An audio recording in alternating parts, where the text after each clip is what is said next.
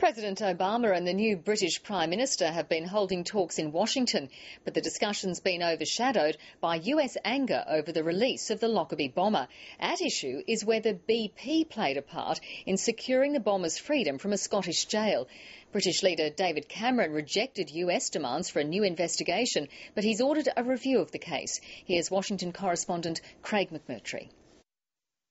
An Oval Office meeting, lunch with the President and a very personal tour of the White House. I have to say I was most impressed by how tidy your children's bedrooms were.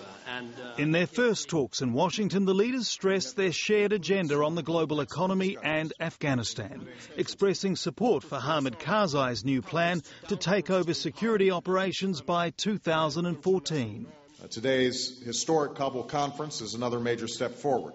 But David Cameron's visit to Washington is being dogged by continuing US anger over last year's release of Lockerbie bomber Abdel Basset al-Megrahi and new questions about whether BP lobbied behind the scenes to win an oil deal with Libya. I think all of us here in the United States were surprised, disappointed and angry about the release. The bomber, a cancer patient, was released on compassionate grounds.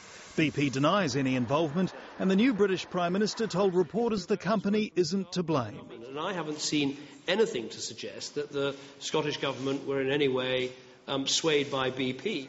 After initially refusing to meet 4 US senators who are demanding an investigation into BP's role, the British Prime Minister changed his mind, though Mr Cameron is rejecting calls for a new inquiry. We had what we called a violent agreement, which is that releasing the Lockerbie bomber was completely wrong.